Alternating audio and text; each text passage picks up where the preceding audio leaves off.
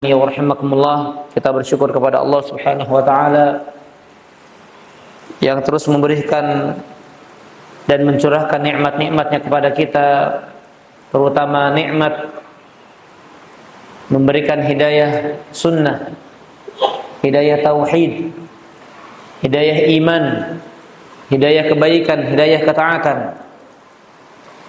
yang tidak Allah berikan kepada sebagian manusia yang lainnya.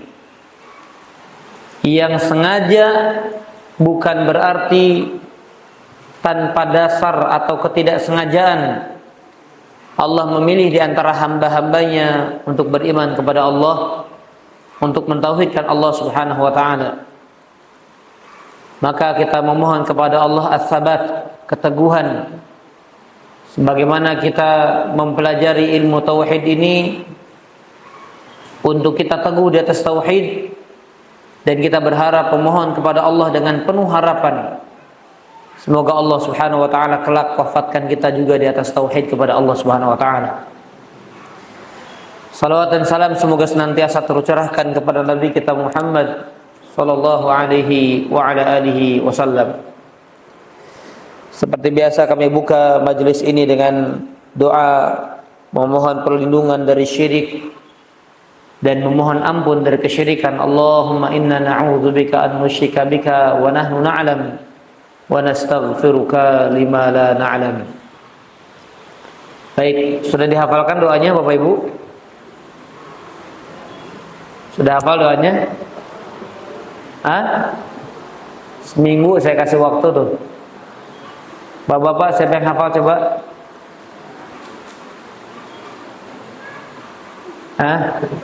Doa meminta perlindungan dan meminta ampun dari syirik. Barangkali kita nggak sadar kalau kita berbuat syirik, terutama riya, ujub, sum'ah. Ayo acungkan jempolnya. Nggak ada. Biasanya kalau sekolah ranking pertama itu perempuan katanya. Nah kita coba dah dalam ilmu tauhid ini, ibu-ibu juara juga nggak nih? Coba ibu-ibu, ada ini ya, mikrofon ada ya? Ada di atas. Silakan. Yang sudah hafal ya, bukan yang akan baca. Agar ilmu yang kita pelajari diamalkan. Kalau mau diamalkan nggak dihafalkan, gimana caranya? Ya silakan. Ada mikrofon di atas Bu, silakan Bu. Hafalnya pakai anak aja boleh nggak usah? Pakai apa? Pakai anak. Oh iya silakan Bu. Tadi saya baca pakai Allahumma inna karena bareng-bareng. Saya biar berdoanya mencakup semua yang hadir. Jangan baca Bu ya. Allahumma inni a'udzubika wa ana Mumtaz, barakallahu fiik. Berarti terbukti ya. Terbukti ranking 1 perempuan tuh ternyata sampai tua pun perempuan yang di atas terus ya. Masya Allah. Barakallahu fiik Bu. Semoga berkah ilmunya Bu ya. Baik, laki-laki perwakilan satu aja. Fadhol. Oh jangan antum, jangan. Kalau antum mah bukan kelas yang hafal doa ini. Antum baca doa istikharah aja tuh. Yang panjang itu. Allahumma inni astakhiruka bi'ilmika wastaqdiruka biqudratika. Hafal? Itu kelas antum. Baik, Bapak belum ada yang hafal? Kesempatan terakhir pekan depan ya. Kalau enggak dibubarin aja pengajiannya. Ya buat apa pengajian kalau nggak ada manfaatnya? Betul nggak Pak? Harus ada ancamannya tuh Pak. Baik. Baik Bapak Ibu, itu singkat ya. Allahumma inni a'udzubika an usyrika bika wa ana a'lam wa astaghfiruka lima la a'lam. Sudah saya share juga kan di grup ya. Sengaja kita potongkan video cuplikannya agar bisa ditalkinkan tuh. Nanti yang belum bergabung di grupnya, fadhol nanti bisa diminta admin untuk bergabung ya. Baik Bapak Ibu rahimani wa rahimakumullah taala. Kita akan lanjutkan pembahasan dalam kajian Kitab Tauhid, masih di bab yang keempat ini ya. Keempat ya. Baik, alhamdulillah kami bersyukur ya Bapak Ibu masih istiqomah sampai hari ini, bahkan saya lihat bertambah jumlahnya, dan saya mengapresiasi para penuntut ilmu yang cinta kepada kajian kitab.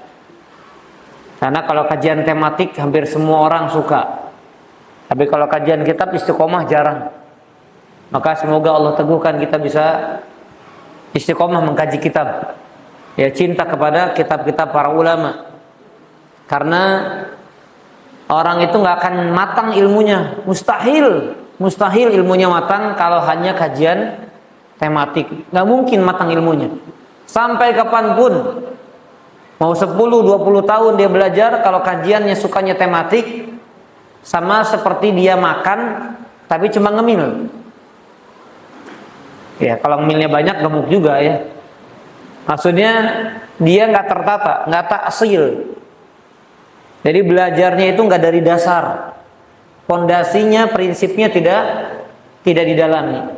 Maka alhamdulillah ya Bapak Ibu, saya hari Selasa di alumni IPB itu majelis hadis, dan hari Rabu di sini majelis tauhid, dan itu dua-duanya menggunakan kitab.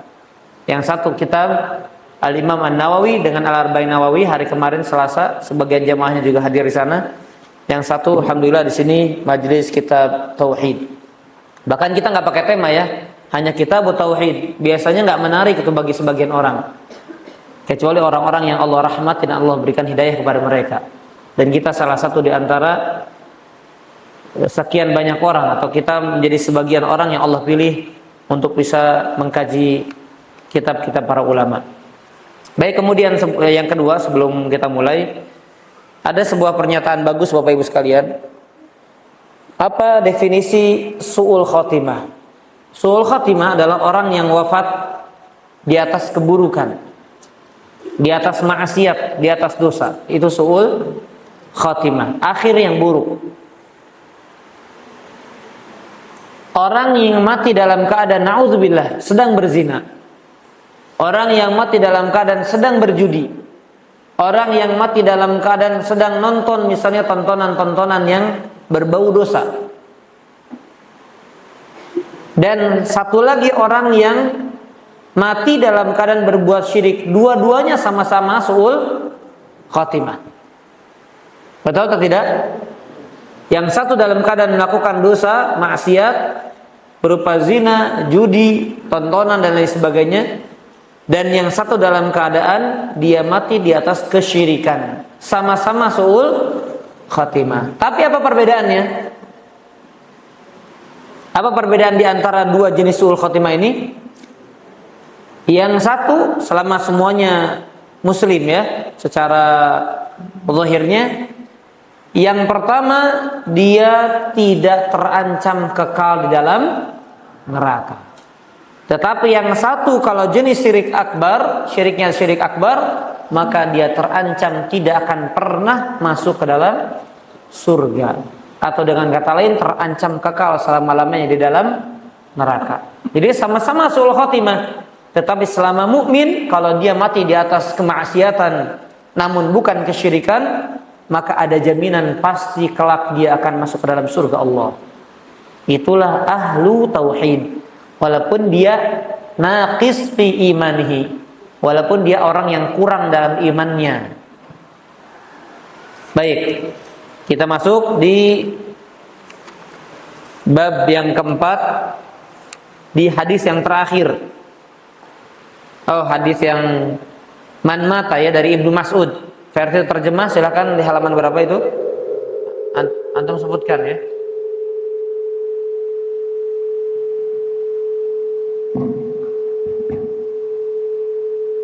Di atas barangkali. Ya. Sebutkan halamannya. Bismillah.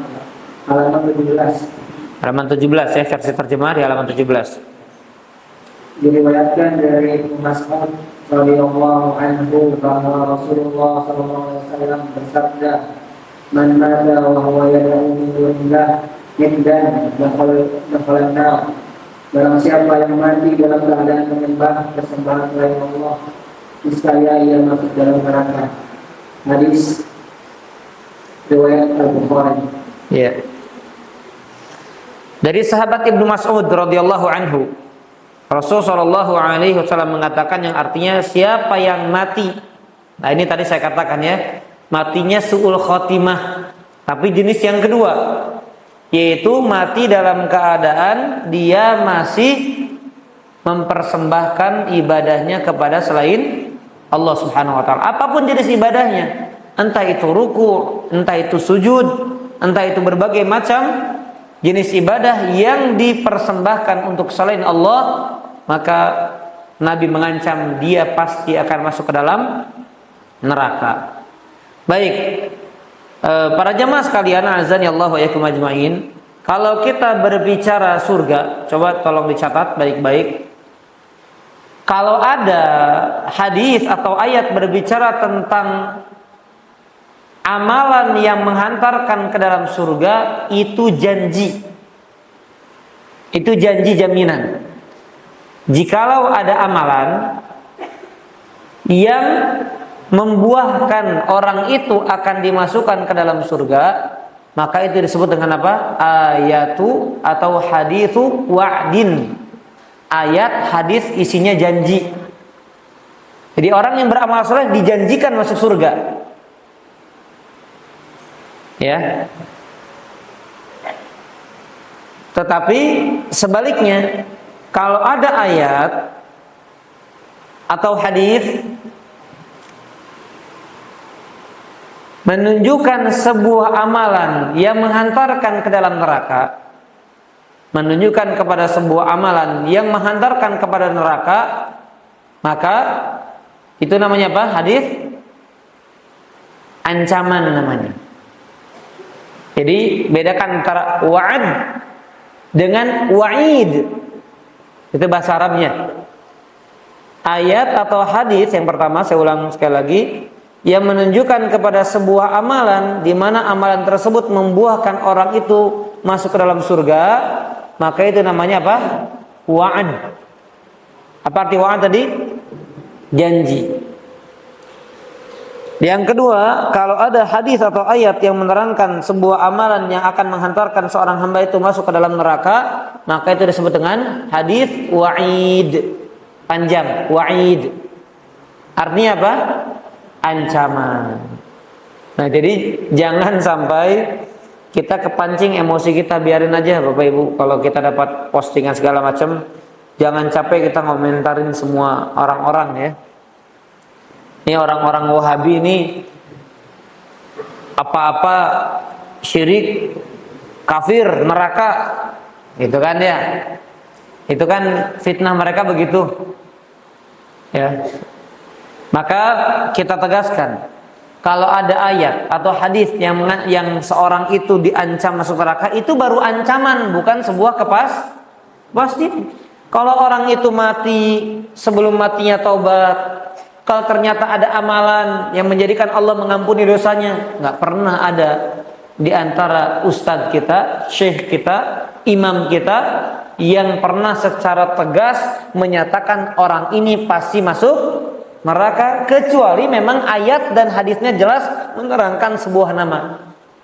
Seperti siapa? Fir'aun, jelas ada ayatnya. Abu Lahab, jelas ada ayatnya. Tapi selain nama-nama yang tidak disebutkan di dalam dalil, maka nggak boleh seorang pun menyatakan secara pasti orang ini dengan nama fulan bin fulan atau fulanah binti fulan pasti masuk neraka. Tapi kalau ada sebuah kemaksiatan atau tanda-tanda, maka kita katakan kamu kalau begini terancam masuk neraka. Paham ya? Bukan dipastikan. Tetapi kalau sebuah amalan itu janji, siapa yang menjanjikan? Allah dan Rasulnya Shallallahu Alaihi Wasallam. Misalnya kita mati dalam keadaan Islam, kita mati dalam keadaan ketaatan, maka kita dijanjikan oleh Allah Subhanahu Wa Taala masuk ke dalam surga. Tapi kita pun sebagai manusia nggak boleh, ini orang pasti masuk surga, nggak boleh. Tapi kita katakan, ini orang kalau benar matinya di atas Islam, pasti dia masuk surga. Siapa yang memastikan? Allah, bukan kita. Jelas ya? Antara hadis yang isinya janji dengan isinya ancaman. Nah, ini karena maaf ya, sebagian orang yang terlalu apa disebutnya? Ekstrim, bermudah-mudahan dalam memvonis orang, begitu terjatuhnya kepada bermudah-mudahan mengklaim orang ahli neraka ya, ahli bid'ah yang pasti masuk neraka dan lain sebagainya. Padahal itu kalimatnya adalah terancam, bukan dipastikan. Nah, tapi kalau kalimatnya umum, bukan personal, bukan individu, benar pasti Pak. Seperti apa yang kata Nabi tadi, siapa yang mati dalam keadaan mempersekutukan Allah, menjadikan tandingan-tandingan selain Allah, pasti masuk neraka. Kalau benar matinya begitu, ya pasti masuk neraka. Tapi individunya, personalnya tidak boleh. Baik, para jemaah sekalian, azan ya Allah wa iyyakum ajmain. Di sini Nabi SAW mengatakan apa? Man mata wa huwa yad'u. Barang siapa yang mati dan dia menyeru. Ya, menyeru. Kalimat yad'u. Kenapa di atas dulu? Tapi layarnya sudah tampil Bu ya? Sudah ya. Suara apa itu? Hah? Mic-nya. Oh, mikrofonnya dimatikan katanya. Atau dijauhkan dari layar mungkin.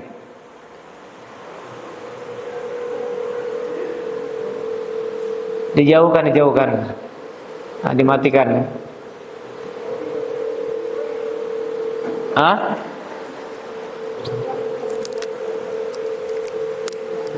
Man mata, barang siapa yang mati dan dia menyeru. Kalimat yad'u, kita sering dengar kalimat yad'u. Apa artinya yad'u itu? Berdoa kan yad'u. Menyeru. Kalimat yad'u artinya apa? Berdoa. Maka kalimat yad'u, barang siapa yang berdoa atau menyeru, itu kalimat dasarnya. Karena seseorang ketika berdoa kepada Allah berarti menyeru Allah, ya Allah, kan begitu, menyeru Allah. Nah, maka doa ini terbagi menjadi dua para jemaah. Doa terbagi menjadi dua. Yang pertama doa ibadah, du'a'u ibadah.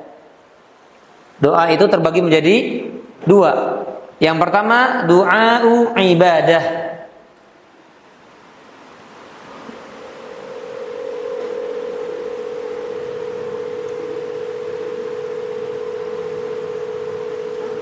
Yang kedua, doa masalah.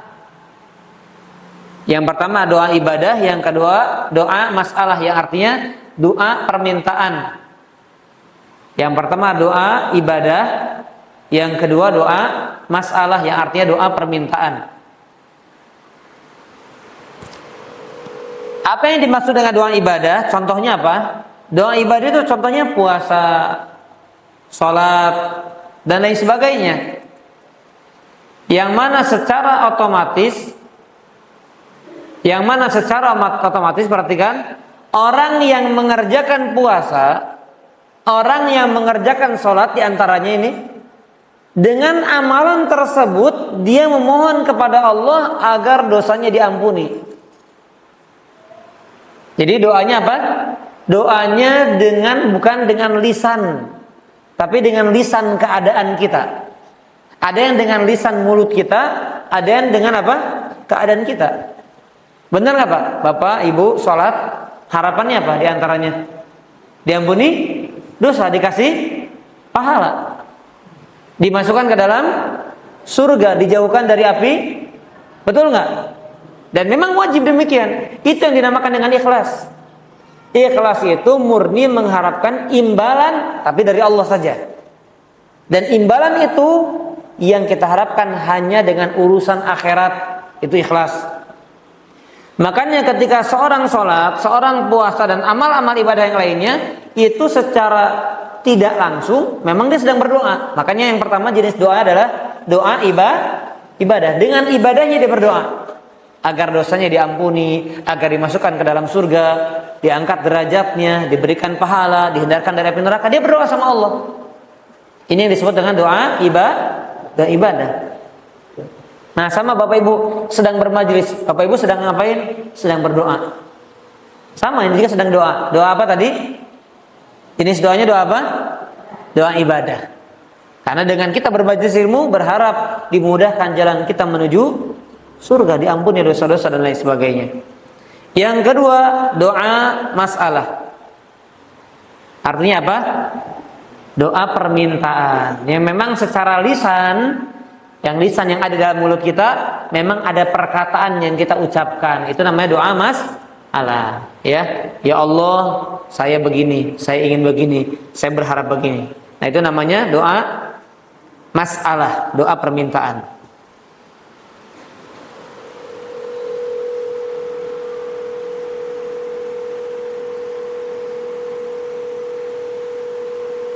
Baik. Apa dalilnya? Dalilnya surat Ghafir ayat 60. Ini dalil tentang doa ibadah. Dalilnya surat Ghafir ayat ke-60. Allah mengatakan, "Wa qala rabbukum ud'uni astajib lakum. Innal ladzina yastakbiruna an ibadati." Nah, itu kalimatnya. Kata Allah, dan Rabb kalian berkata, "Ud'uni," berdoalah kepadaku, astajib lakum, maka aku pasti ijabah untuk kalian. Sesungguhnya orang-orang yang sombong dari beribadah kepadaku. Nah, lihat. Tadi kan kalimatnya apa? Kata Allah, dan Rabb kalian berkata, berdoalah kepadaku. Tapi kalimat berikutnya apa? Ibadah. Dan barang siapa yang sombong dari beribadah kepadaku, maka di sini secara tidak langsung Allah mengatakan bahwasanya, Allah menjelaskan doa itu bagian daripada ibadah. Dan doa itu jenisnya diantaranya adalah doa ibadah. Dan kalimat pertamanya, Rabb kalian berkata, berdoalah kepadaku, aku akan kabulkan. Siapa yang sombong dari beribadah kepadaku? Nah, maksud ibadah di sini apa? Doa. Ya. Maka kembali kepada hadis Bukhari tadi yang ada di buku para jamaah, barang siapa yang mati dan dia menyeru. Nah, di sini berarti apa? Siapa yang berdoa dengan jenis yang pertama, yaitu doa ibadah. Siapa yang beribadah kepada selain Allah dan dia mati di atas amalan tersebut, maka dia berbuat syirik. Dan ketika dia berbuat syirik, maka terancam masuk ke dalam neraka. Ya. Jadi siapa yang berdoa kepada Allah dengan jenis doa, yaitu doa ibadah tadi, maka dia telah berbuat syirik. Syiriknya syirik apa? Asghar atau akbar? Orang yang beribadah menjadikan sholatnya untuk selain Allah, puasanya untuk selain Allah, akbar atau asghar? Akbar. Harus jelas, harus paham. Karena perbedaan antara akbar dan asghar salah satunya nanti kita jelaskan secara rinci. Yang satu keluar dari Islam, yang satu masih dalam Islam. Ya. Nah, orang yang melakukan ibadah diperuntukkan untuk selain Allah, dia keluar dari Islam. Ya, jelas dia keluar dari Islam. Baik.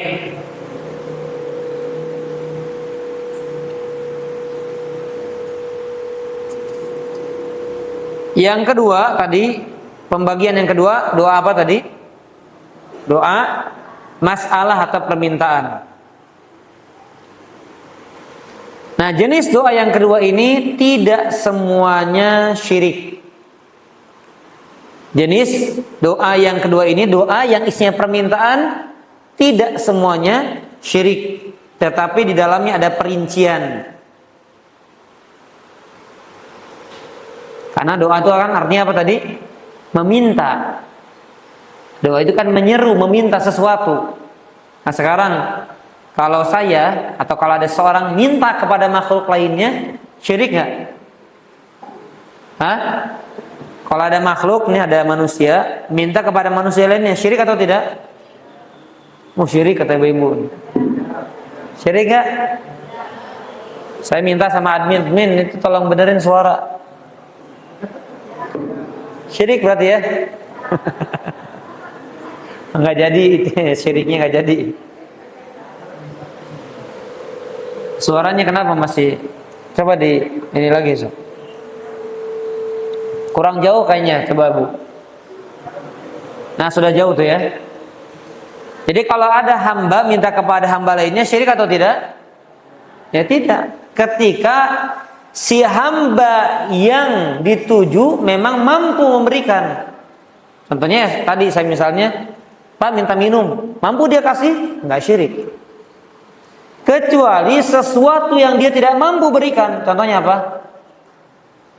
Yaitu makoli itu Pak. Nah, jadi syirik Pak. Tolong minta turunkan hujan. Mampu nggak manusia? Nggak mampu. Tolong tahankan hujan biar nggak hujan. Mampu nggak manusia? Nggak mampu. Maka yang minta berbuat syirik. Maka yang meminta kepada makhluk sesuatu yang tidak mampu dikabulkan, dia telah berbuat syirik. Makanya lihat ya, berdoa itu ada rincian. Meminta itu ada rincian. Ada yang jenisnya syirik, ada yang tidak. Boleh-boleh saja. Ya.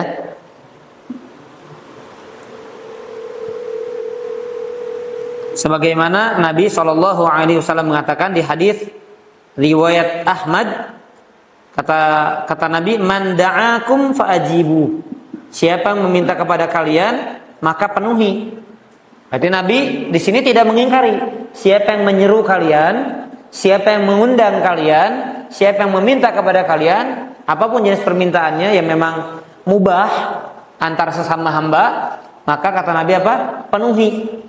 Berarti di sini tidak syirik.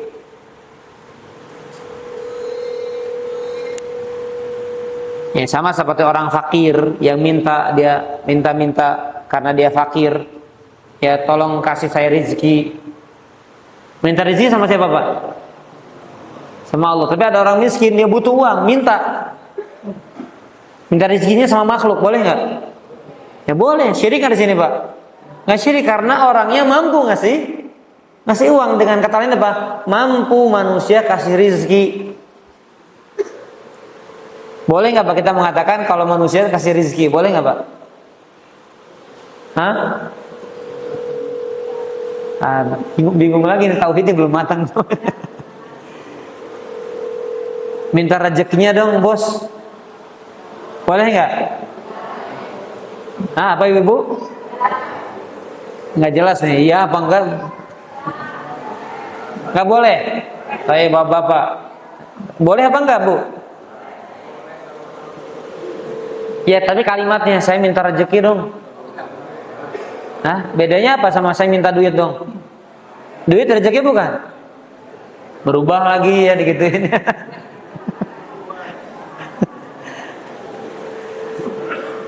Atau coba sok dibenerin sok, agak ganggu sok.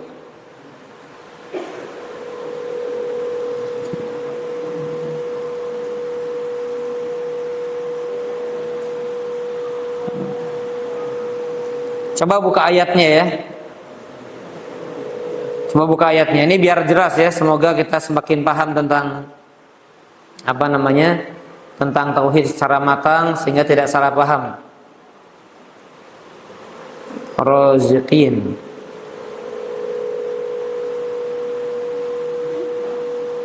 Nah, yang gampang dicarinya surat Al-Jumu'ah.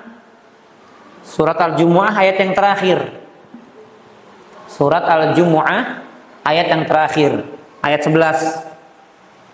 Di ujung ayat Allah mengatakan wallahu khairur raziqin, dan Allah sebaik-baik yang memberi rezeki. Berarti ada yang ngasih rezeki selain Allah, tetapi yang sebaik-baik memberi rezeki siapa?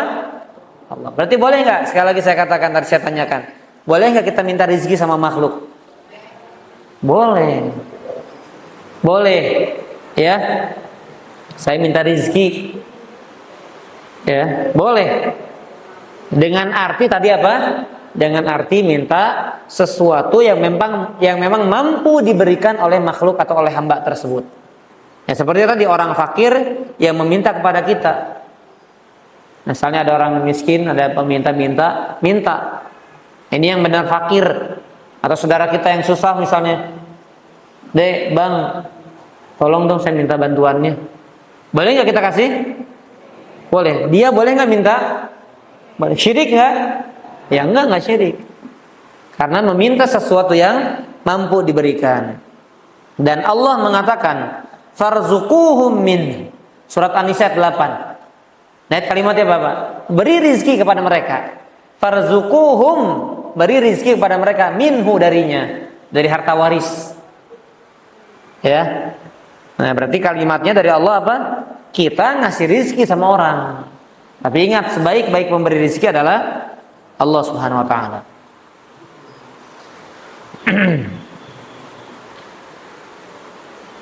Yang kedua, ini masih pembagian yang kedua, jenis yang kedua.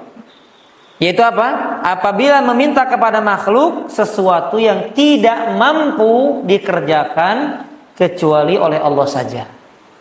Baru di sini terjerumus kepada apa? Syirik, dan bahkan syiriknya syirik akbar. Ketika seorang hamba minta kepada makhluk yang mana perbuatan itu tidak bisa dikerjakan kecuali oleh Allah saja, yang mampu melakukannya hanya Allah saja, maka permintaan tersebut dibangun di atas kesyirikan, syirik akbar yang mengeluarkan dia dari Islam. Na'udzubillah min dzalik. Termasuk minta kepada apa? Ahli kubur. Kalau benar-benar dia meminta, beda dengan orang tawasul, Pak. Itu ada rinciannya, nanti kita akan ada sampai babnya, Pak. Saya sih minta sama Allah, cuma lewat dia. Nah, beda tuh, Pak. Dengan dia minta langsung ke penghuni kubur. Ya wali fulan, saya sedang ada hajat, tolong wali fulan, kabulkan permintaan saya. Syirik akbar. Tanpa ragu tuh, Pak. Syirik akbar. Tapi personalnya sekali lagi, ini kita sedang berbicara perbuatannya. Tapi personalnya bisa terhalang dia. Ketika apa? Ternyata dia jahil, belum sampai ilmunya kepada dia. Sebagian orang mengatakan ada uzur bil jahal namanya. Dia mendapatkan uzur karena kejahilan dia. Kamu kan nggak boleh minta sama, oh nggak boleh ya? Iya minta sama Allah. Ya saya dengar dari kiai saya boleh katanya. Nah dia nggak tahu ternyata. Nah, dia nggak langsung semata-mata langsung kafir. Paham ya di sini ya? Jelas? Nah, biar kita nggak serampangan juga gitu, Pak. Nggak serampangan orang, oh ini tetangga saya ini semuanya kafir semua nih. Nah, kita nggak boleh serampangan demikian. Baik. Jadi hadis yang diriwayatkan Imam Bukhari tadi di dalam kitab Matan Tauhid tadi, barang siapa yang mati dan menyeru selain Allah, menyeru selain Allah, menjadikan tandingan selain Allah, nah maka yang dimaksud menyeru di sini apa? Dua jenis. Baik menyeru dalam artian ibadah, sholat, puasa dan lain sebagainya, atau menyeru yang jenisnya doa. Yang mana doa permintaan tidak boleh tapi dengan perincian. Doa permintaan yang tidak mampu dilakukan oleh selain Allah tidak boleh dimintakan kepada selain Allah. Ya, harus hanya kepada Allah Subhanahu wa taala. Baik.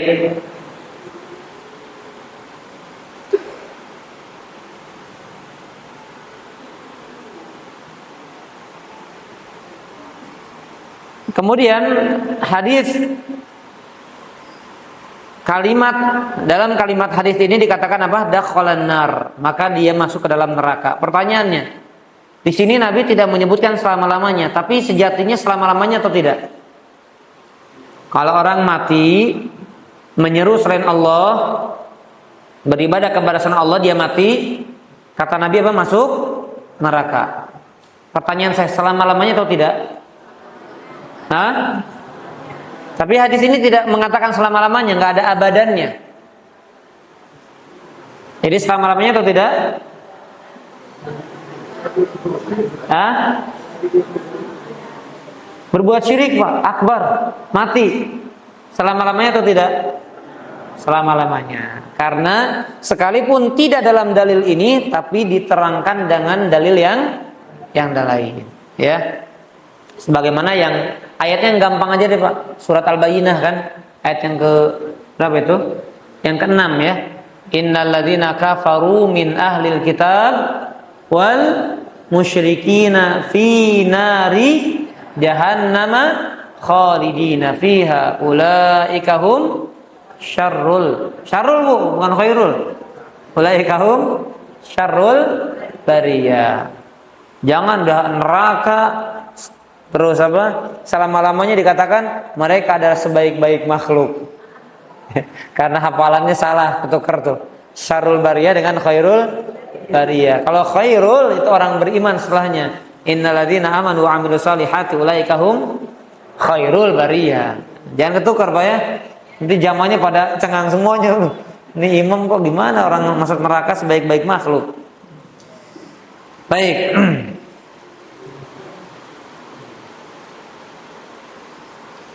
Syekh Muhammad bin Shalih Al-Utsaimin mengatakan kesyirikan, kata beliau, amruhu sa'bun jiddan.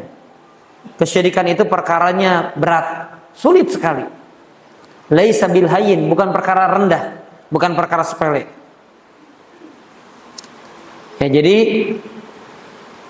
jangan menganggap bahwasanya kita memahami tentang kesyirikan itu perkara yang murah. Kita bisa memahami apa itu syirik, kita bisa menghindarkan apa itu perbuatan syirik, kita bisa dijauhkan dari perkara syirik, itu perkara yang sangat mahal. Karena dengan itu dia bisa masuk ke dalam surga, dengan itu dia terhindar dari api neraka. Jadi perkaranya adalah perkara mahal. Ya. Baik, para jamaah sekalian azan ya Allah ya ajmain. Nah, ini terkait pembahasan dengan hadis yang atau dalil yang ketiga ya. Dalil yang keempat dari bab yang keempat. Baik, silakan dibacakan di hadis yang berikutnya. Halaman 18. Muslim meriwayatkan dari Jabir radhiyallahu anhu bahwa Rasulullah SAW bersabda, "Man laqiya Allah la yusyriku bihi syai'an dakhala jannah, wa man laqiyahu yusyriku bihi syai'an dakhala nar." Barang siapa menemui Allah atau mati dalam keadaan tidak berbuat syirik kepadanya sedikit pun, pasti masuk surga. Tetapi barang siapa menemuinya atau mati dalam keadaan berbuat sesuatu syirik kepadanya, pasti masuk neraka. Iya. Ini sebagai keterangan tambahan juga ya. Barang siapa yang berjumpa dengan Allah dan dia tidak, ini dengan terjemahan sederhana ya, dan dia tidak sedikit pun membawa dosa syirik, pasti masuk neraka, pasti masuk surga. Ya, siapa yang berjumpa mati ketemu sama Allah tidak sedikit pun membawa dosa syirik, pasti masuk surga. Tapi sebaliknya, dia dengan berbagai macam amalannya yang menggunung dan lain sebagainya, dengan berbagai macam ketaatannya, tapi bawa dosa syirik, masuk neraka Pak.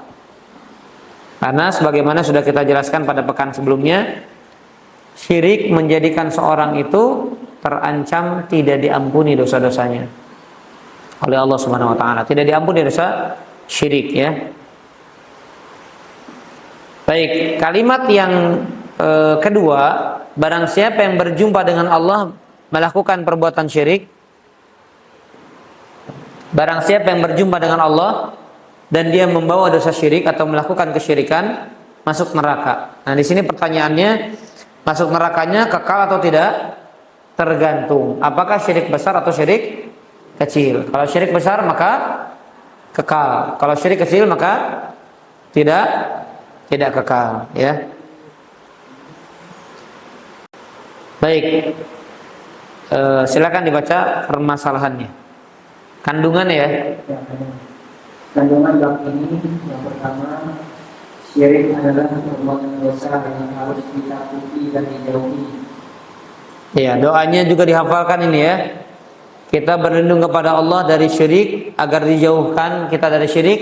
Wa junubni wa baniya an na'budal asnam. Wa junubni wa baniya an na'budal asnam. Wa junubni wa baniya an na'budal asnam. Ya Allah, jauhkan aku dan anakku dari menyembah berhala. Padahal sekali lagi Bapak Ibu, mustahil Nabi Ibrahim menyembah berhala, mustahil. Apa sisi kemustahilannya, Pak? Jangan bilang oh beliau seorang nabi, itu jelas ya. Karena beliau yang menghancurkan patungnya. Ngapain dia menyembah sesuatu yang dia sendiri yang berantas? Jadi mustahil. Ngapain dia menyembah berhala? Sedangkan berhalanya pun dia yang menghancurkannya. Jadi mustahil. Kontradiktif, dia menyembah sesuatu yang dihancurkan, tidak. Tapi sekalipun atau meskipun demikian, Nabi Ibrahim tetap memohon kepada Allah untuk dijauhkan dari menyembah berhala. Subhanallah, ini sesuatu yang menjadi perenungan. Luar biasanya Nabi Ibrahim, saking hebatnya tauhid beliau, sampai-sampai sekalipun amalannya jauh daripada kesyirikan, tapi beliau juga tetap tidak mengandalkan dirinya, tapi tetap banyak berdoa memohon kepada Allah. Artinya apa? Mengandalkan Allah untuk menjauhkan dirinya dari perbuatan syirik, yaitu menyembah berhala. Baik, yang kedua. Yang kedua, riya termasuk perbuatan syirik. Ya, riya termasuk perbuatan syirik. Walaupun syiriknya syirik apa? Asghar. Tapi ingat ya, walaupun syirik asghar, tapi dia dosa besar. Bahkan termasuk dosa-dosa besar yang paling besar adalah syirik, sekalipun jenis syiriknya adalah syirik kecil. Nah, ini sudah kita jelaskan terkait bagaimana ketika ibadah itu ada riyanya. Perinciannya sudah ya. Masih ingat Bapak Ibu? Kalau riyanya dari awal gimana tuh? Batal nggak ibadahnya? Riyanya dari awal tuh, dari sebelum mulai takbiratul ihram sudah riya. Batal nggak sholatnya? Batal. Kalau awalnya ikhlas, kemudian di tengah-tengah ibadah ada riyanya, batal nggak?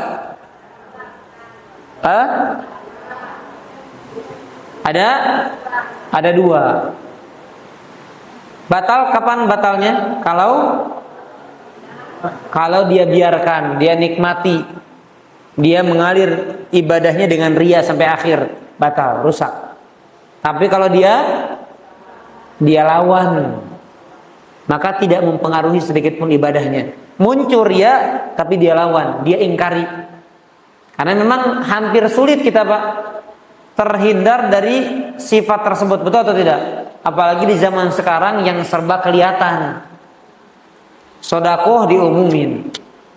Bukan saya yang pengen, DKM yang ngumumin. Ya, kan begitu. Saya pengen ikhlas, tapi akhirnya muncul. Maka bagaimana? Kita ingkari, kita lawan. Maka itu tidak akan mempengaruhi keikhlasan kita. Ya. Baik, kemudian yang berikutnya. Yang ketiga, riya termasuk syirik asghar atau kecil. Riya termasuk syirik kecil ya. Silakan terus. Yang keempat, syirik asghar ini adalah perbuatan dosa yang paling dikhawatirkan oleh Rasulullah SAW terhadap para sahabat. Ya, sebentar, saya tambahkan dulu di sini. Tadi kandungan yang ketiga bahwasannya riya termasuk syirik kecil. Di sini ada penjelasan para jemaah penting ini. Sebagaimana disebutkan oleh Al-Imam Ibnu Qayyim rahimahullahu taala. Beliau mengatakan bahwasannya idza dzukira syirkul asghar, kalau disebutkan syirik kecil, perhatikan. Kalau disebutkan syirik kecil, kayasir ar-riya, seperti riya yang sedikit. Kalau riyanya sedikit, maka ini menunjukkan kalau banyak bukan lagi syirik kecil. Misalnya ada sedikit riya, tapi yang sedikit itu terulang menjadi banyak, maka tidak lagi menjadi syirik kecil. Ya.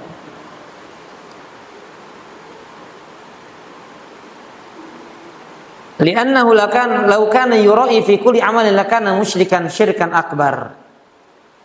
Karena kata beliau, kalau dia ria dalam setiap amalnya. Jadi Pak, ketika haji ria, umrohnya ria, salatnya ria, sedekah juga ria. Datang ke pengajian juga ria. Jadi setiap amalannya ria, maka tidak lagi menjadi syirik kecil, tetapi jadi syirik besar. Jadi hati-hati Pak, jangan merasa aman ketika kita mendengar ini syirik kecil, membuat kita tidak terancam kekal dalam neraka. Iya, kalau itu dalam beberapa kegiatan, aktivitas atau ibadah kita. Tapi kalau dalam banyak amalan ketaatan kita, maka menjadi syirik akbar. Na'udzubillah min dzalik. Yang mana kita tahu syirik akbar mengeluarkan seorang dari Islam, dari agama.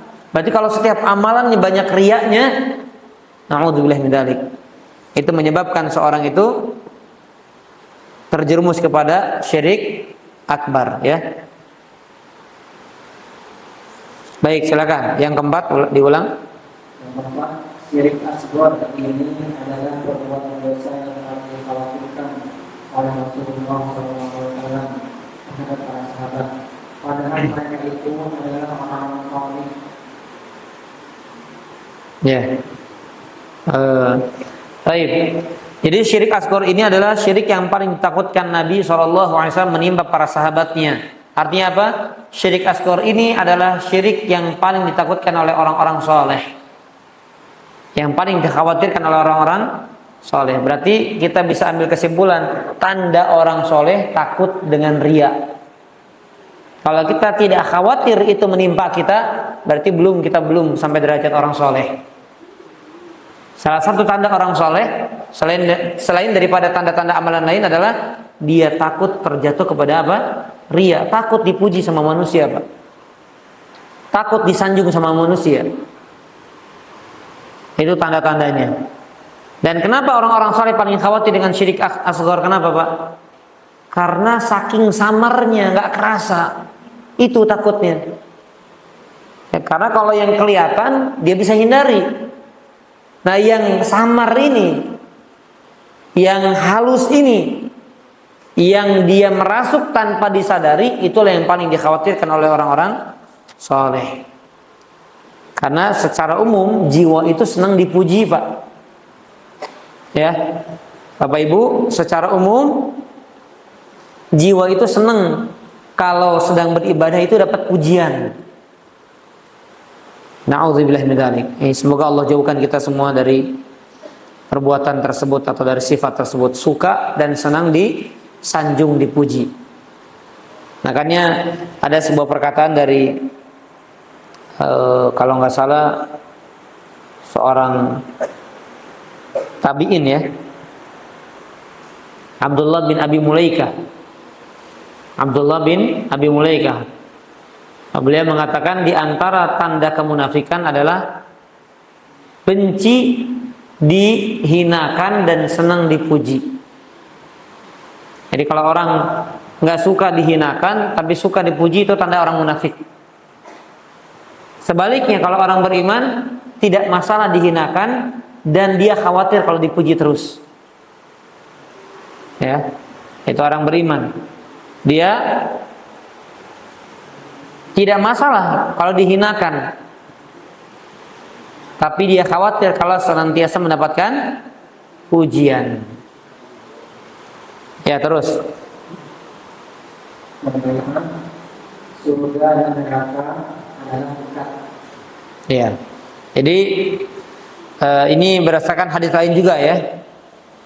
Innal jannata aqrabu ilaikum. Sesungguhnya surga itu lebih dekat kepada kalian daripada sandal kalian itu.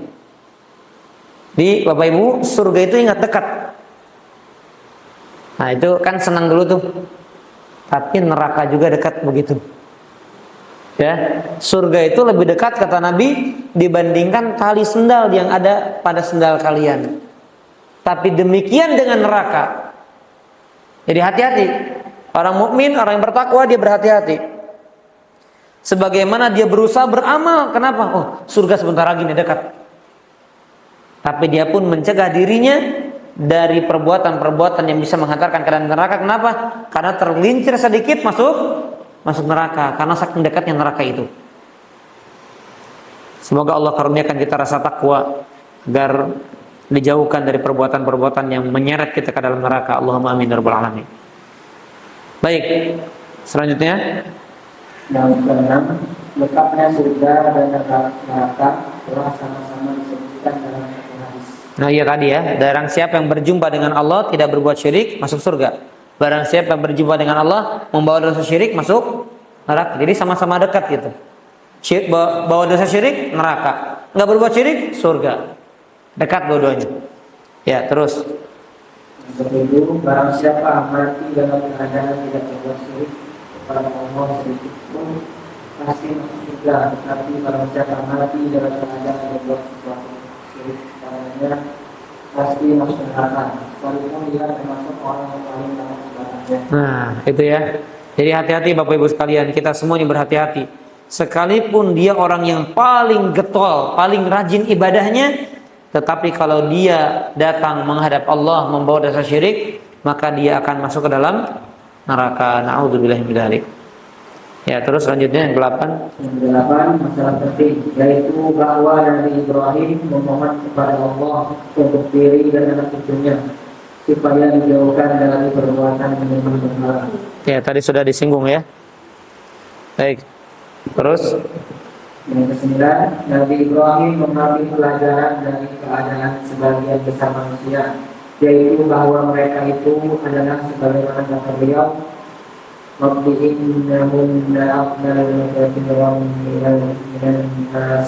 ya Tuhanku, sesungguhnya berhala-berhala itu telah menyesatkan kebenaran dari manusia. Seperti Ibrahim ayat 76. ya.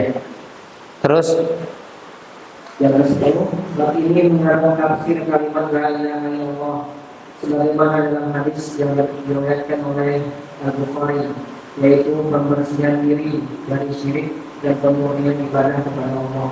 ya, jadi di dalam bab yang kita bahas dari dalil awal sampai akhirnya itu menerangkan makna kalimat la ilaha illallah, bahwasanya orang itu tidak cukup hanya sekedar ibadah. Nggak cukup Pak, sekedar ibadah, tapi dia tidak memperhatikan bab apa? Kesyirikan. Akhirnya dia terjatuh kepada kesyirikan. Itu nggak benar. Jadi yang benar adalah la ilaha illallah itu dia menyibukkan diri beribadah hanya diperuntukkan untuk Allah, dan dia pun menjauhi berbagai macam bentuk kesyirikan. Nggak bisa Pak, salah satunya saja jauh dari syirik tapi nggak beribadah. Ibadah saja, ibadah rajin tapi juga berbuat syirik, nggak bisa. Dia beribadah kepada Allah semata dan dia pun tidak berbuat syirik. Itu tafsiran daripada kalimat la ilaha illallah. Baik. Yang ke-11 atau yang terakhir, keutamaan orang yang dirinya bersih dari syirik. Ya, apa keutamaannya? Wa yaghfiru ma duna dzalika liman yasha. Surat An-Nisa itu ayat 116. Keutamaannya apa? Allah akan ampuni dia bagi siapa yang Allah kehendaki, selama dia tidak membawa dosa syirik. Maka sangat mungkin Allah memberikan ampunan kepada dia. Baik, masuk bab baru, bab yang ke-5 ini ya. Hah? Bab 5 ya. Baik. Silakan dibaca. Bab 5 halaman 20. Dakwah kepada syahadat la ilaha illallah. Firman Allah Subhanahu wa taala, "Qul hadhihi sabili yad'u ila Allah ala basiratin ana wa man ittaba'ani wa subhanallahi wa ma ana minal musyrikin." Katakanlah, inilah jalan agamaku, aku dan orang-orang yang mengikutiku mengajak kamu kepada Allah dengan hujjah yang nyata. Memasuki Allah dan aku tiada termasuk orang-orang yang musyrik. Ya. Ya, di sini muallif atau penulis kitab Syekh Muhammad At-Tamimi rahimahullahu taala, beliau memberikan sebuah tema ya, pembahasan tentang bab mengajak, menyeru manusia kepada syahadat la ilaha illallah. Dalil yang pertama beliau cantumkan adalah Quran surat Yusuf ayat 108. Berarti di sini bab yang berdasarkan atau berlandaskan dalil, di mana Allah langsung perintahkan nabinya sallallahu alaihi wasallam, "Qul," katakan Muhammad, "Hadhihi sabili," ini jalanku. Jalannya siapa berarti ini? Jalan siapa ini? Pertama jalannya siapa? Jalannya Allah, kan Allah yang perintahkan. Dan jalan yang ditempuh oleh Nabi kita Muhammad sallallahu alaihi wasallam, Allah yang perintahkan. Qul, wahai Muhammad, katakan, hadhihi sabili, ini jalanku. Ad'u ilallah, aku menyeru, aku mengajak manusia menuju Allah. Tapi ingat, jangan sekedar semangat dakwah, karena di sini Rasul mempersyaratkan apa itu? Ala basiratin, di atas ilmu. Jelas ya? Berarti berdakwah kepada tauhid di atas ilmu. Mendakwahkan tauhid di atas ilmu.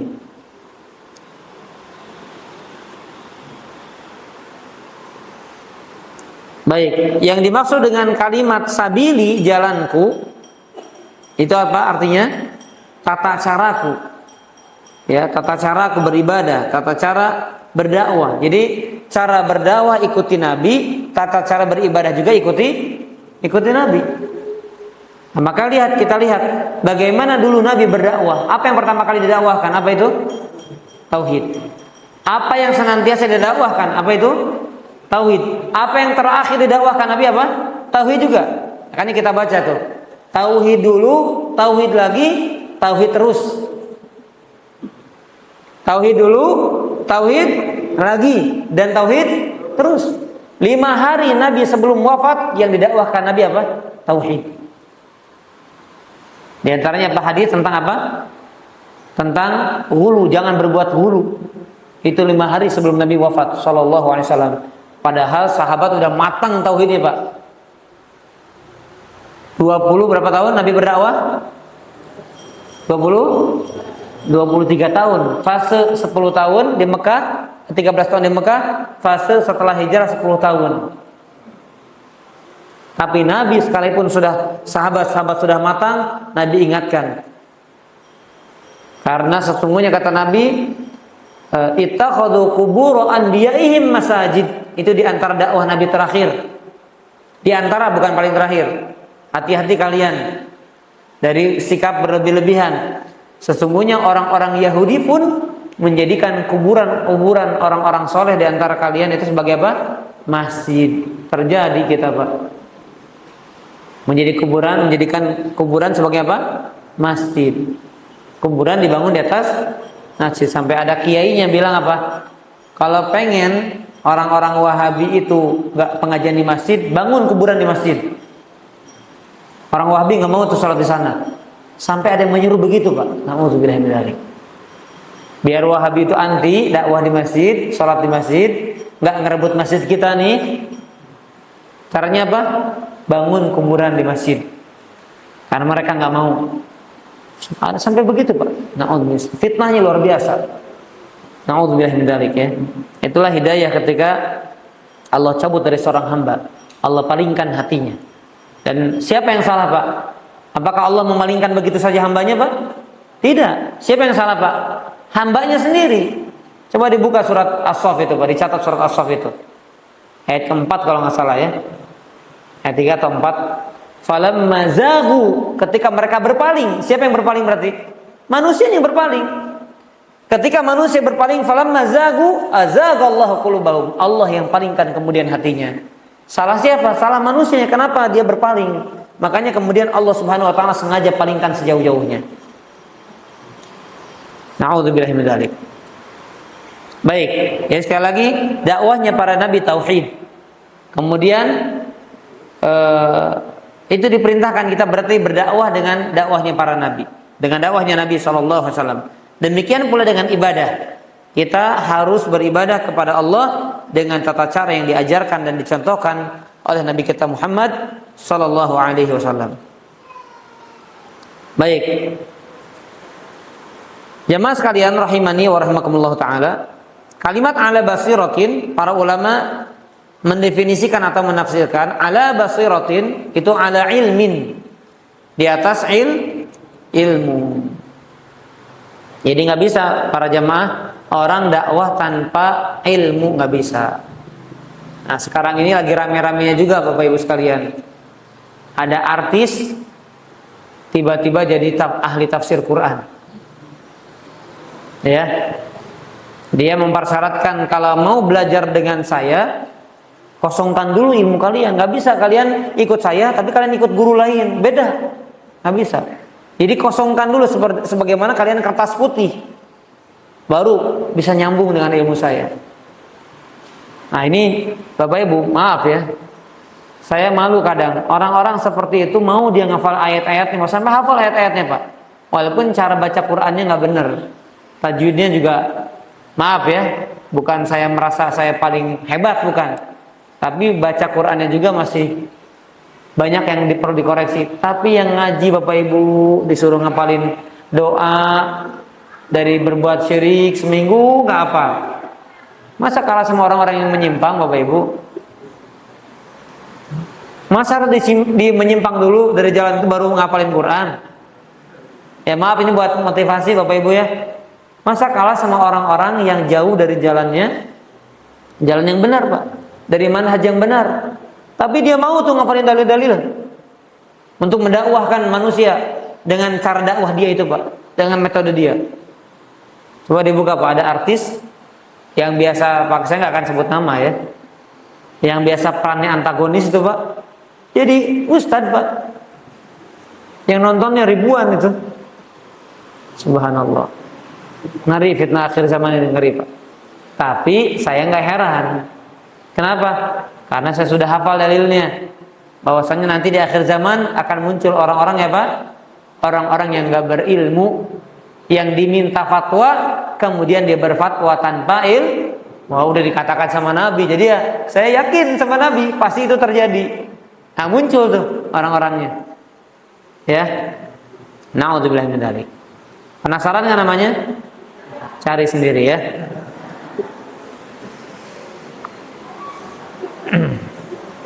Baik, dakwah kepada tauhid, dan sebagaimana ini yang dilakukan oleh Nabi SAW dan diperintahkan Nabi.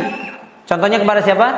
Kepada Mu'adz bin Jabal. Nanti di hadis berikutnya, ketika Mu'adz diutus ke Yaman, yang pada saat itu Yaman masih dihuni oleh ahlul kitab, masih banyak orang-orang yang kufar, maka Nabi perintahkan pertama dakwah adalah apa? Tauhid. Nabi nggak memerintahkan akhlak dulu yang diajarkan, etika dulu yang diajarkan, adab dulu yang diajarkan. Tapi apa? Nabi perintahkan, kamu seru mereka, ajak mereka, dakwahi mereka, nasihati mereka. Yang pertama adalah untuk mengesahkan Allah. Ya, baik. Terakhir silakan dibacakan. Setelah ini kita sesi tanya jawab. Ibnu Abbas radhiyallahu anhu menyebutkan bahwa Rasulullah SAW tatkala mengutus Mu'adz ke Yaman, berkatalah beliau kepadanya, innaka ta'ti qauman min ahli kitab wa yatamawwala ma yad'uhum ilayhi ta'ala la ilaha illallah. Tapi riwayat tidak ada ilaha illallah, ilaha illallah. Fa innahum taqa'u bidzalik fa'alim anna Allah افترض عليهم 5 صلوات في كل يوم وليلة فإنهم أطاعوا في ذلك فأعلمهم أن الله افترض عليهم صدقة تؤخذ من أغنيائهم فترد على فقرائهم فإنهم أطاعوا في ذلك فإياك وفرائض أموالهم واتقي دعوة المظلوم. Ya, hadis riwayat siapa? Ini hadis riwayat Bukhari Muslim. Lihat ya, dalam hadis yang sahih Apa yang pertama Nabi perintahkan ketika mengutus Mu'adz bin Jabal radhiyallahu anhu ke Yaman? Artinya silakan. Sebagian saja ya, setengahnya aja. Sesungguhnya kamu akan mendatangi kaum ahli kitab. Ya, ini Nabi mengutus siapa? Mu'adz. Kemana? Ke Yaman tadi. Dan Nabi infokan, kamu yang akan kamu jumpai nanti di Yaman itu ahlu kitab. Siapa yang masuk ahlu kitab? Yahudi dan Nasrani. Maksudnya Yahudi dan Nasrani. Terus, maka hendaklah pertama kali dakwah yang kamu sampaikan kepada mereka adalah syahadat la ilaha illallah. Dalam riwayat lain disebutkan supaya mereka mengagungkan Allah. Jika mereka telah mematuhi apa yang kamu dakwahkan itu. Nah, jadi pertama dakwah tauhid dulu. Kalau dakwah tauhid ini sudah tembus ke mereka, sudah sampai kepada mereka, mereka taat dengan itu, mereka mau bersaksi bahwasanya tiada Tuhan yang berhak diibadahi dengan benar kecuali Allah, dan bahwasanya Muhammad adalah utusan Allah, maka kemudian ke tahapan berikutnya. Apa itu? Silakan. Maka sampaikanlah kepada mereka bahwa Allah mewajibkan kepada mereka sholat lima waktu sehari semalam. Jika mereka akan mematuhi apa yang kamu sampaikan itu, maka sampaikanlah kepada mereka bahwa Allah mewajibkan kepada mereka zakat yang diambil dari orang-orang kaya dari mereka untuk diberikan kepada orang-orang fakir dari mereka. Dan jika mereka mematuhi apa yang kamu sampaikan itu, maka jauhkanlah dirimu dari harta dengan mereka. Dan takutlah kamu dari waktu orang yang mazlum teraniaya, karena sesungguhnya dia adalah suatu takdir penghalang pun antara doanya dan Allah. Hadis riwayat Bukhari. Ya. Baik. Di sini yang diperintahkan Nabi kepada Mu'adz berarti semuanya masuk dalam rukun apa? Rukun iman apa Islam? Islam. Syahadatain, kemudian salat, kemudian zakat. Baru 3. Ya. Karena memang tahapan dakwah nggak langsung semuanya. Di sini baru 3. Syahadat, salat dan zakat. Ya, dan yang paling pertama adalah untuk agar mereka mentauhidkan Allah Subhanahu wa taala semata. Baru setelah itu salat. Jadi jangan Pak ada orang misalnya benar-benar awam nol mu'alaf, langsung mereka belum paham apa-apa. Kamu wajib 5 waktu sholat. Kata dia, saya biasanya cuma ibadah seminggu sekali, nyanyi-nyanyi, sekarang beban sehari 5 kali. Enggak jadi masuk Islam dah. Misalnya ya, dikasih tahu, dalam Islam nanti kamu ada kewajiban, diinfokan saja. Tapi orang itu bertahap, ya nggak masalah. Diajarkan dulu prinsip-prinsip dasar Islam. Diajarkan dulu dia mentauhidkan Allah dengan benar. Apa yang dia sembah selama ini, apa yang dia yakini salah selama ini, bahwasanya misalnya Isa adalah anak Tuhan, roh Bapa, roh Ibu, roh Anak, Trinitas dan sebagainya, itu dibersihkan dulu. Baru nanti diisi dengan amalan. Dan demikian. Dan bukan berarti hadis ini, Ustaz, ini kan Mu'adz diutusnya ke ahlu kitab, berarti ini nggak berlaku buat orang Islam. Enggak Pak. Karena Nabi pun berdakwah kepada para sahabatnya tentang apa? Tauhid sama. Yang tadi saya katakan tadi, 5 hari sebelum wafatnya Nabi tetap memperingatkan para sahabatnya agar tidak jatuh kepada perbuatan syirik. Udah belasan tahun tuh, udah 23 tahun. Tapi Nabi tetap memperingatkan para sahabatnya hanya untuk beribadah kepada Allah dan tidak berbuat syirik. Baik, wallahu a'lam bishawab. Ini barangkali ya kita ingin kajiannya benar-benar kita detail dan kita rincikan sehingga barangkali hanya 1, 2, 3 dalil saja yang dibawakan dalam satu kajian. Ini insya Allah nggak masalah ya. Yang penting kita benar-benar kita pahami secara mendalam. Baik, silakan kalau ada yang ingin tanyakan secara langsung atau melalui tulisan kami persilahkan. Nanti dicek catatannya. Baik.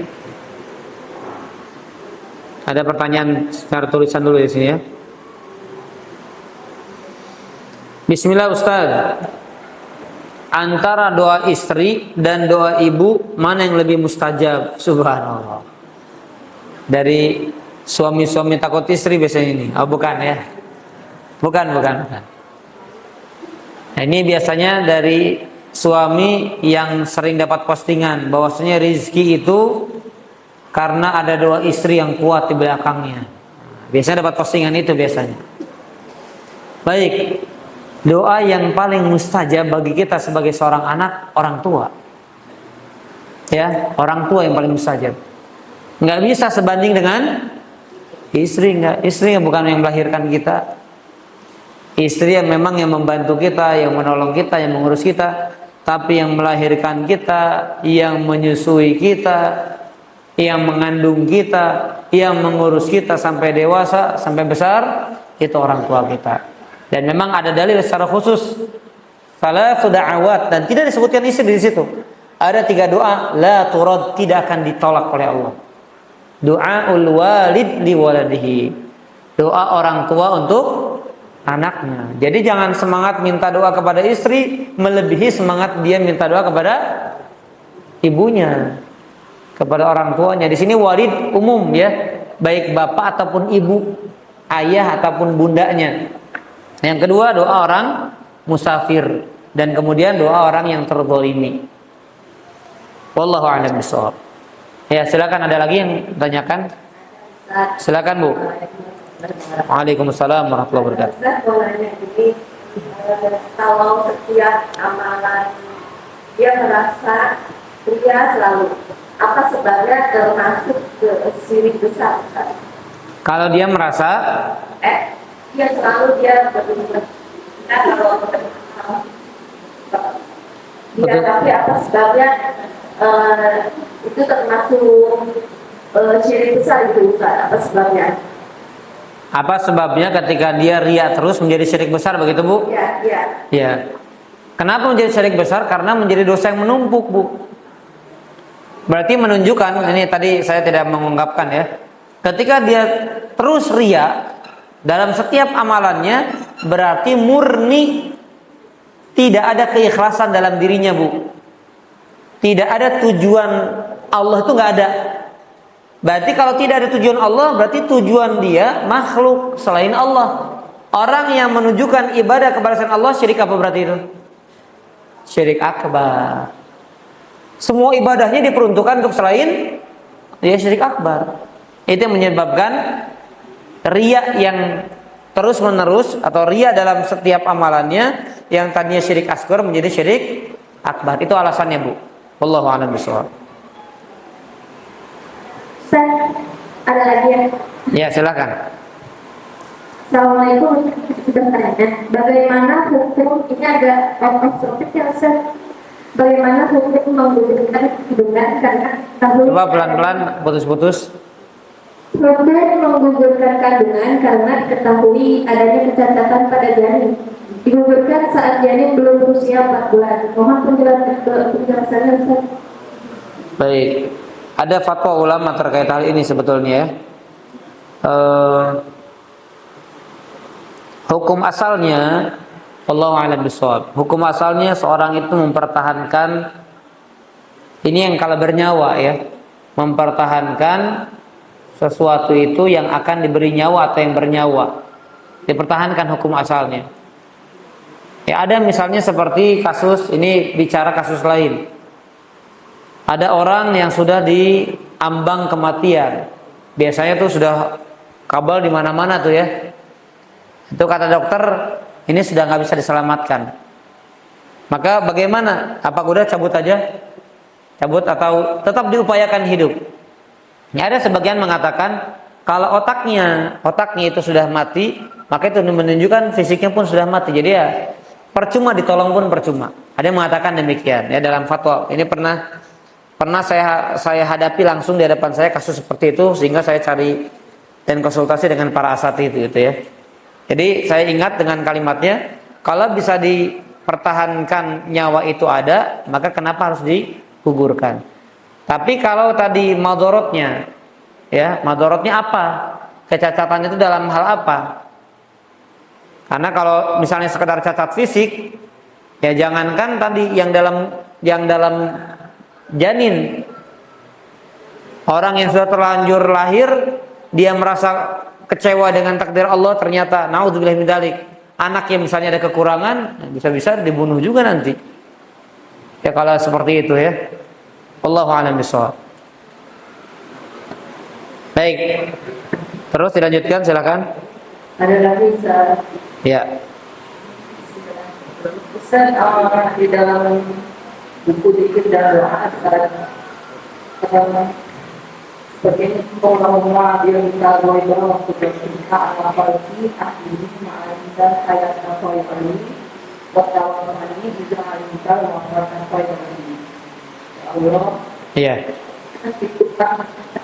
Di beribadah itu maka hidupkanlah aku, dan jika kematian lebih baik bagiku maka matikanlah aku. Apakah ini doa boleh dibaca setiap hari Ustaz, tidak dalam keadaan yang sakit parah dan lain sebagainya gitu?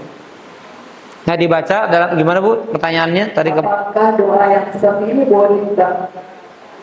Maksud doa yang kita panjatkan setelah sholat malam dan atau sebagainya. ya. Atau ini hanya Putus-putus ya. Ya tapi intinya saya paham lah. Doa itu biasanya dibaca ketika orang itu menghadapi fitnah yang dia rasa tidak sanggup untuk menghadapinya, Bu. Karena kan kalimat hadisnya itu la yatamanna ahadukum al-maut, kata Nabi. Atau kama qala sallallahu alaihi wasallam. Jangan salah seorang di antara kalian berharap mati, enggak boleh berharap mati. Fa in kana labud, tapi kalau harus, nah berarti kalau harus itu apa? Terpaksa dia nggak bisa menghadapi fitnah. Ada orang miskin, susah, pengen kawin tapi nggak bisa kawin, nggak punya modal, nggak ada perempuan, takut dia terjun pada zina. Mendingan mati aja lah saya. Misalnya Pak ya, karena orang-orang nggak mau karena kekurangan dia, nggak punya hartanya, tapi dia takut kalau dia bertahan, kemudian dia berzina, naudzubillah min dzalik. Maka dia baca doa itu, boleh. Tapi nggak boleh, ya Allah matikan saya, nggak boleh. Tapi doanya apa tadi? In kana hayya khairan li. Ya Allah, seandainya hidup itu baik bagiku, maka hidupkan aku. Tapi kalau mati itu baik bagiku, maka matikan aku. Nah, jadi nanti biar Allah yang milih itu. Apakah dia tetap lanjut dalam kehidupannya ataukah diwafatkan dalam waktu dekat oleh Allah Subhanahu wa taala. Jadi itu dibaca bukan dalam rutinitas ketika ya ibu baca setelah sholat. Nah, itu berarti ibu biasanya udah pasrah dengan hidup itu. Udah nggak pengen hidup lama lagi itu. Ya maksudnya ini kalau menghadapi fitnah biasanya seperti itu. Wallahu a'lam bishawab.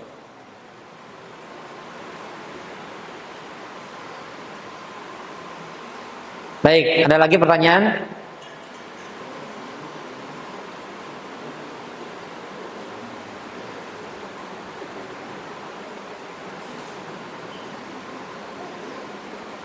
Nggak ada ya?